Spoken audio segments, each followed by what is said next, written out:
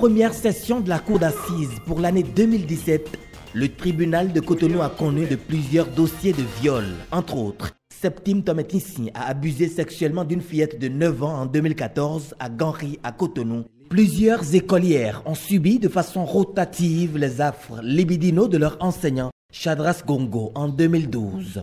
François Honsa a également contraint à des rapports sexuels une mineure de 10 ans au quartier à Gontincon, à Cotonou.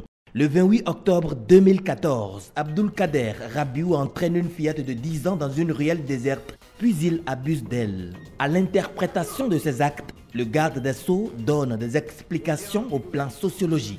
Au plan sociologique, les familles monoparentales sont de plus en plus nombreuses. Parce que vous avez le jeune qui ne peut plus vivre dans une chambre élargie, ne peut plus avoir une copine, surtout ne peut pas se marier parce que les conditions de la vie sont chères.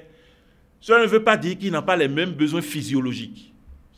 Il a les mêmes besoins physiologiques, mais il ne s'exprime pas la voie de la violence, la soumission du plus faible en exprimant. Et donc, il y a des éléments d'explication de la montée de ces infractions-là. En même temps, je vous l'ai dit tout à l'heure, il faut protéger la victime. Mais, selon les experts en neurosciences appliquées, cette déchéance morale est due au dysfonctionnement du cerveau au niveau des neurones et leur canal de transmission des messages. Souvent, c'est neurotransmetteurs. Quand c'est en surplus, ça ne crée pas trop de problèmes. Mais quand c'est en carence, ça génère des problèmes psychologiques.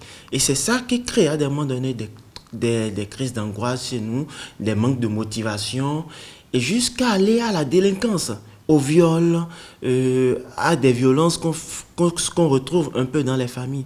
Donc, et tout ça est sujet à ce qu'on appelle peut-être quelquefois l'alcool, le tabac, et la nicotine, la drogue et tout. La déviance morale entraîne des troubles de comportement, d'où l'instabilité dans la société. Selon les spécialistes, cette problématique d'origine biochimique peut trouver des solutions adéquates. C'est déjà de commencer par faire ces tests au niveau de ces neurotransmetteurs, de donner des conseils palliatifs aux parents pour qu'ils voient comment éduquer, parce qu'ils ne savent pas éduquer les enfants.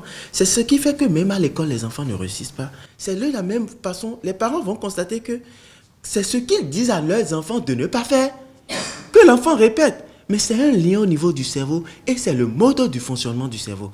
Désormais, dites aux enfants ce que vous voulez qu'ils fassent. Ne leur dites plus ce que vous ne voulez pas qu'ils fassent. Face à la question, les experts en neurosciences appliquées entendent apporter leur contribution pour une vie plus paisible des individus et de la société.